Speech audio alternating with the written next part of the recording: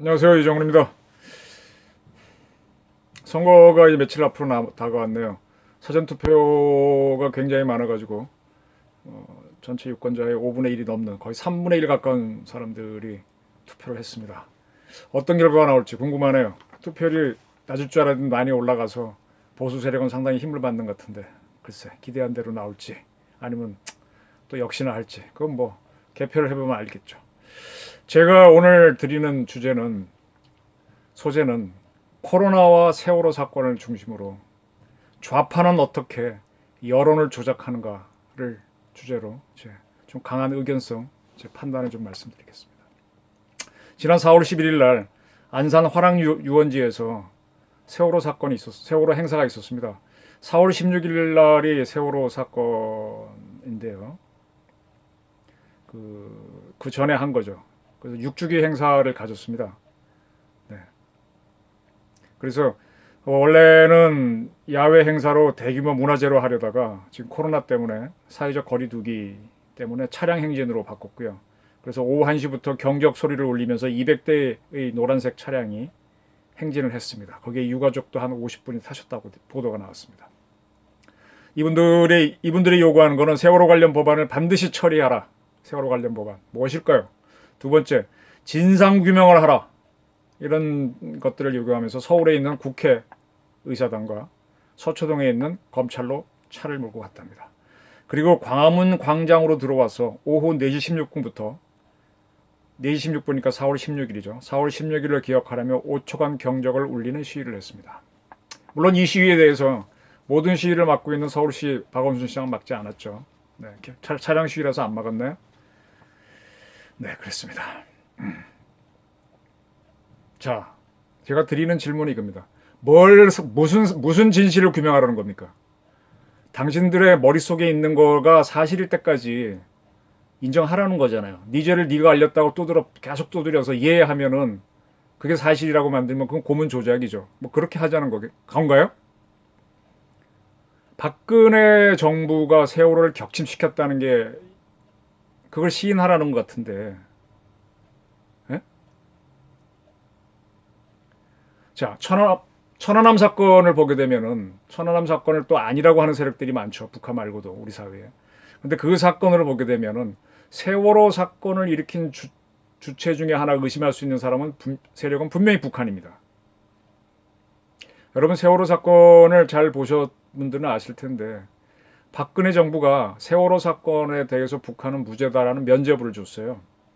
그때 국정원에서 이 사건 났을 때 바로 조사를 해가지고 북한이 또 와서 어뢰를 쏜 거 아닌가 조사했는데 결론은 대공용이 좀 없다라고 보고를 했습니다. 박근혜 대통령한테. 그리고 해군 측에서도 맹골수도 세월호가 전복된이죠. 거기에는 물살이 너무 빨라서 우리 잠수함정도 들어가지 않는다. 우리 잠수함정도 들어가지 못하니 북한도 오지 않는다. 따라서 어뢰를 쏠 수 없다. 그리고 지금 세월호는 인양이 됐기 때문에 어뢰를 맞은 흔적이 전혀 없습니다. 그래서 이건 풀렸어요. 북한이 없다는 거는 박근혜 정부가 초기에 판단한 대로 국정원이 판단한 대로 그렇게 갔습니다. 자, 근데 이렇게 한 사건이 어떻게 뒤집어지는가 하면요. 국정원이 대북 용의점이 있는지 초기에 조사했던 부분하고 또 이 배는 전시가 되면은요 국가 총동원량에 따라 동원이 됩니다. 동원되는 배들은 상시적으로 이렇게 점검을 해야 되죠. 그래서 국정원에서 가끔씩 이 배에 대한 조사를 나왔다는 사실 그런 거에다가 이 배의 화물칸에 지금 제주 해군기지죠 강정에 있는 거기에 건설 자재가 실려 있었다는 이유로 갖가지 억측을 제기하는 세력들이 있습니다. 네. 정부가 이걸 격침했다는 식으로 몰고 가는 세력들이 있어요. 자작극으로. 그래서 세월호 특별 법안을 만들자는 겁니다. 네. 그래서 뭘 하자는 건가 하면은 총선 후에 이런 일이 진짜로 벌어질 수 있습니다. 세월호 특검법을 만들자는 건데 이걸 가지고 모든 걸 다 조사하자는 거예요. 모든 것. 세월호 이외의 것도. 대통령 조사부터 다 해가지고 뭐 그때 왜 이런 결정을 했나 안보상의 결정까지 다 보자는 거잖아요. 지금 공수처법이 통과돼 있습니다. 이 정부에서. 지난번 통과됐기 때문에 총선이 끝나면 공수처를 만들 거예요. 그걸 만들면은 우리 정부기관에 있는 사법부까지 언론까지 다 장악할 수 있습니다. 나쁘진 않으면 되겠지라고 하겠지만 그 자체가 위협이 되기 때문에 굉장히 장악할 수 있습니다. 특검법까지 세월호 법안 통과시키라고 했으니까 그것도 특검법 만들게 되면 뭐 꼼짝 못하게 잡히게 되겠죠. 네. 전시에는 총을 가진 사람이 제일 무섭지만은 평시에는 사법권을 수사권을 가진 사람이 제일 무섭습니다. 특검은 수사권이 있죠. 윤석열 검찰이 너무 세니까는 경찰이 수사권을 주자고 하는데 공수처가 만들어지면 그럴 필요도 없이 공수처가 다시 검찰이지만 제2의 검찰이지만 그걸로 다 쥐고 되겠죠. 꼼짝 못하게 쥐고 가겠다는 게 이 정부의 의지입니다. 그걸 또 하자는 세력들이 있고요. 세월호 유가족을 핑계로 내세우는데 물론 참여를 하고 있습니다. 근데 분명히 이런 거에 반대하는 세월호 유가족도 있고요. 근데 세월호 유가족을 내세워서 이렇게 주장하는 이상한 못된 세력이 우리 사회에 있습니다. 그래서 언론에 재갈을 물리고 그리고 뭐든지 나오면 기소를 하겠죠. 근데 요거와 똑같이 진행됐던 것이 문재인 대통령의 지시로 수사가 됐던 기무사 계엄령 문건 사건입니다. 기무사는 계엄할 수도 없어요. 대통령 결심 사항이고 계엄이 벌어졌을 때 기무사도 하나의 역할을 할 뿐이죠. 그렇게 조사가 들어가서 군경 합수부가 만들어서 조사를 했고 또 문재인 정부가 들어와서 사법부 수장을 구속하면서 싹 자기네 세력으로 바꿨다고 보이는데 그러한 사법부가 계엄령 문건에 대해서 전원 무죄 판결을 내렸습니다. 그러면 앞에 수사한 게 분명히 무리한 수사죠. 근데 기소를 하거나 기소한 세력들은 전혀 책임 묻지 않습니다. 지금. 똑같이 세월호 특검법 만들어져서 조사해서 어쩌고 해서 아무것도 나오지 않아도 그냥 넘어갈 겁니다. 대신에 대한민국에서는 바른 말 하는 세력들은 꽉 얼어붙는 거죠. freeze 얼어붙는 거죠. 그걸 노리는 거죠. 네, 이게 뭔가 하면 대한민국은 정의가 없어지는 사회로 가는 겁니다. 바른 말 하는 사람이 없습니다. 그런 사회가 좋은 사회, 민주주의라고 생각하시나요? 어려운 사람들이 힘을 잡았으니까 좋다고 생각하시나요? 그분들도 언젠가 말문이 막히는 상황이 올 텐데. 자, 이걸 한번 봐주십시오. 4월 12일 0시부로 국내 코로나 사망자는 214명으로 발표됐습니다. 전날보다 3명이 증가했답니다. 확진자는 1만 512명이랍니다. 전날보다 32명이 증가했다고 방대본이 발표했습니다. 제가 지금까지는 중대본 했는데 뭐 약어가 왔다 갔다 했는데 방대본으로 좀 바꾸겠습니다. 그리고 신규 확진자이 새로 확진이 된 사람들은 그날 24명인데 공항에서 확인한 사람이 18명이래요. 다시 말하면 해외에서 들어오는 사람들이 제일 많다는 얘기예요. 해외에서 들어온 사람들 공항에서만 18명이었고 공항 바깥 그러니까 이미 해외에서 들어와서 자가 격리하다가 나온 사람이겠죠. 그게 24명으로서 전체 확진자의 75% 4분의 3이었고 국내 순수하게 발생한 사람들은 25%밖에 안 되는. 그러니까 국내는 지금 잘 맞고 있는 거고 해외에서 자꾸 우리 동포들이 돌아오면서 확진자가 늘고 있다 이런 얘기죠. 그러면 이 코로나 사망자 214명을 토대로 보게 되면요. 세월호 희생자가 304명이니까 거의 3분의 2가 넘었습니다. 잘 보십시오. 근데 또 하나 봐야 될 게 이 그 코로나 관련해서 확진자 중에서 완치되는 사람들이 70.1%까지 올라갔습니다. 그래서 현재 격리 중인 확진자는 2,930명으로 줄었는데요. 다 고쳐갖고 내보냈으니까. 이렇게 굉장히 우리 의료진이 잘 맞고 있습니다. 잘 맞고 있습니다. 근데 이렇게 잘 맞고 있는데 만약에 제가 드리는 질문이 박근혜 정부에서 코로나가 들어와서 세월호 사건의 3분의 1 넘는 사람들이 희생이 되고 의료진이 저렇게 잘 막아서 해외 유입을 제외하면 확진자가 굉장히 줄어들고 있는데도 이렇게 나왔다면 좌파들은 어떻게 했겠냐 이거죠. 세월호 사건처럼 꾸몄을 겁니다. 이런 주장했을 겁니다. 중국인 입국자들을 막지 않아서 이 사건이 커졌다. 이건 사실이죠. 지금까지도 안 막았으니까. 이거는 박근혜와 시진핑 커넥션 때문이다. 이렇게 떠들 거라는 게 제 판단입니다. 시진핑이 한국에 국빈 방문을 하기 위해서 일부러 중국인 입국을 안 막았다. 이렇게 떠들 겁니다. 친중 4대 주의를 했기 때문에 이 모양 이꼴이 됐을 것이다. 국민의 목숨을 당보로 4대 외교를 하고 있다라고 좌파는 몰았을 겁니다. 네, 국민들이 거기에 선동이 되겠죠. 그렇게 해서 보수 정권을 무너뜨리려고 했을 겁니다. 근데 문재인 정부가 똑같이 하고 있는 것에 대해서는 일체 자물쇠, 자크 말 안 합니다. 절대로 안 합니다. 몇몇 언론, 좌파적인 언론도 이건 절대 얘기 안 합니다. 제가 이 비슷한 사례로 또 하나 들고 싶은 게 2002년도 6월달 김대중 정부 때 효선이 미선이 양 사건이 있었습니다. 그 친구들 생일 잔치에 가려고 하다가 두 여학생이 미군 장갑차에 희생된 사건인데요. 굉장히 컸었죠. 그때 김대중 정부가 뭐라 그랬어요? 철저히 조사하라 그랬습니다. 그래서 그 다음 대선에서 노무현 대통령이 당선됐어요. 자, 효선이 미선의 양이 희생이 된 거는 미군 훈련 때문인데 미군이 여기서 훈련을 왜 합니까? 한미 동맹 때문에 하는 거죠. 한미 동맹을 유지한 게 당시에는 우리 정부인데 정부의 대표가 누굽니까? 김대중 대통령이죠. 그럼 김대중 대통령한테 책임을 물었어야지 좌파들이. 안 물어요. 그리고 김대중 대통령도 조사하라 그랬어요.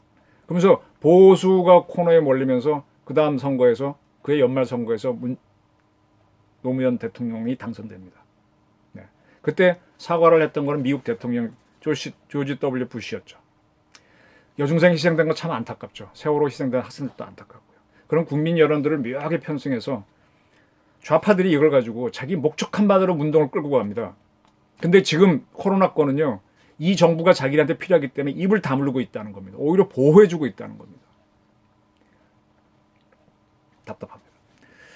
그 두 희생된 여중생의 아버지께서는 딸이 희생되는데 어떻게 마음이 편하겠습니까? 그래서 그때 연말에 있었던 12월 10일 날 있었던 그 좌파 단체들이 하는 단체 행동에 시위에 참여했습니다. 광화문 열린마당에서 열린 아미티지 미 국무부 부장관 방한 규탄 그런 행사에 참여를 했습니다.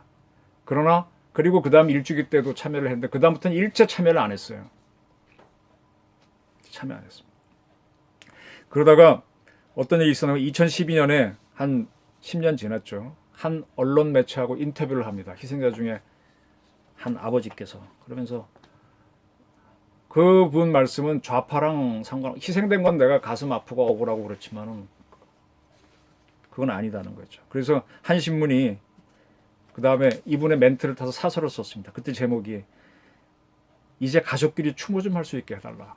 정치적 도구로 우리 쓰지 말라는 얘기였지 않습니까? 근데 이 두 분의 아버지께서 문재인 정부가 출범하고 난 다음인 2017년 6월 달에 6월 12일 날 연합뉴스하고 아주 오랜만에 인터뷰를 합니다. 근데 그때 첫 마디가 이제 해줄 얘기가 없다.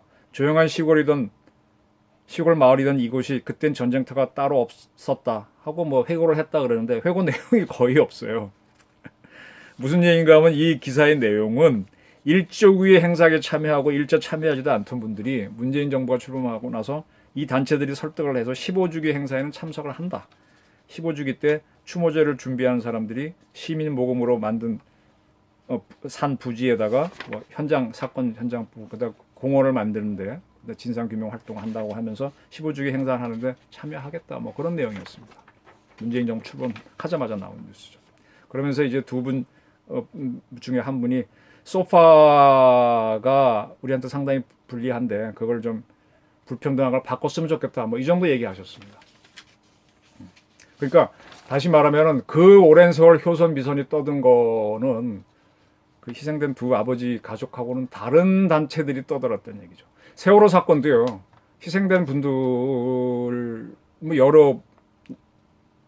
여러분들이 300명이 넘게 희생됐으니까 이렇게 좌파들 단체들 하는 거에 반대하는 분들이 분명히 있어요. 근데 이제는 그냥 귀찮으니까 가만히 있는 거고 이걸 떠드는 세력들하고 일부 유가족들이 이렇게 얘기하시는 겁니다.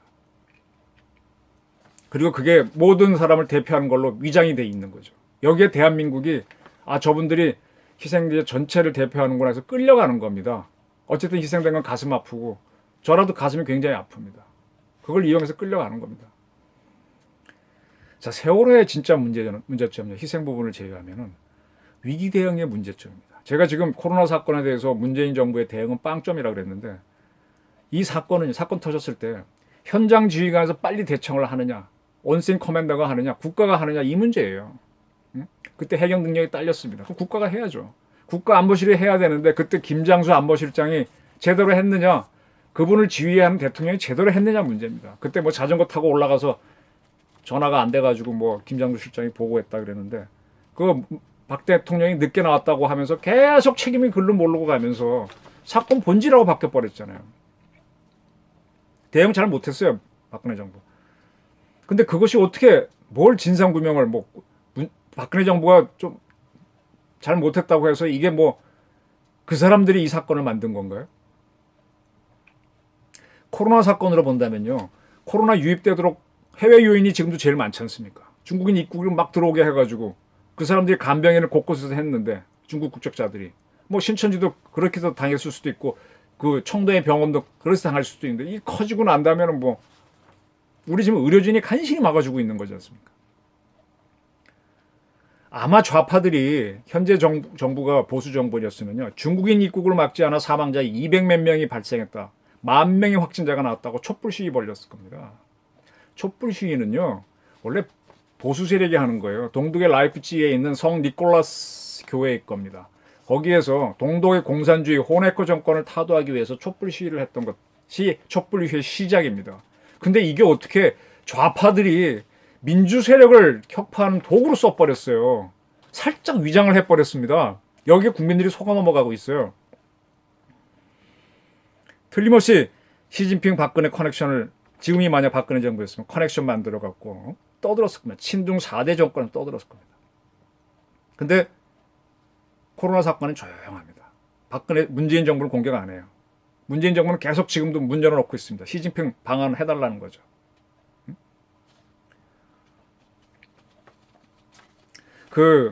왜 이렇게 되는가 하면요.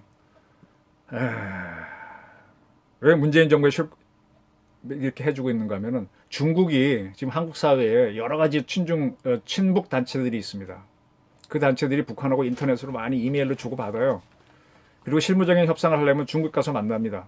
그렇고 자기네끼리 합의해가지고 요렇게 남북 간에 할 수 있으니 해십시오 하고 청와대에 아이디 주면 청와대가 그걸 받아서 실행을 하려고 하다가 실패하고 미국이 이제 북한에 대한 대북 제재를 하고 있고 유엔 제재를 하고 있으니까 거기 막 그런 구도입니다.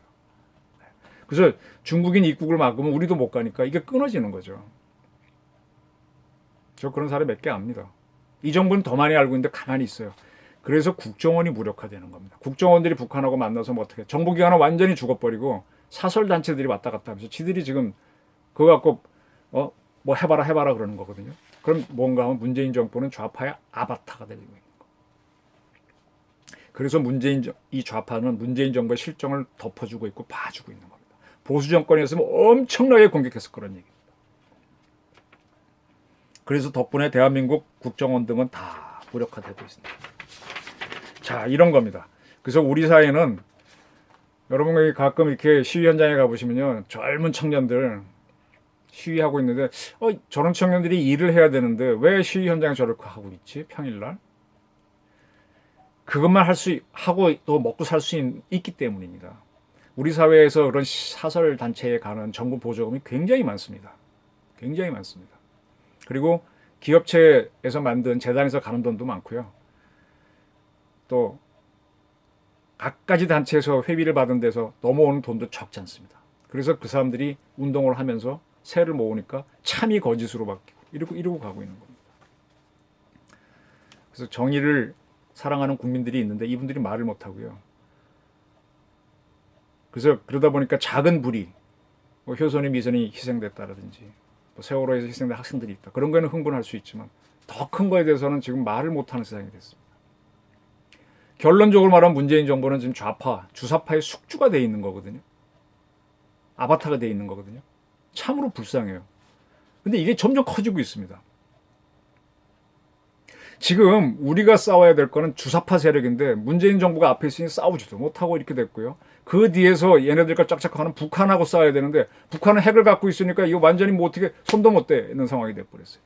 진짜 문제는 저는 김영삼 정권이라고 보는데 그때 미국이 때린다고 하니까 절대 안 된다고 하면서 그럼 그렇다고 북한 핵도 해결할 능력도 없고 북한 핵은 미국이 해결하라면서 문재인 정권도 지금 북한 핵은 미국 간의 회담에서 하라고 떠넘기고 있잖아요. 나는 북한하고 회담만 해서 짝짝꿍 잘하겠다 이거 했었지 않습니까?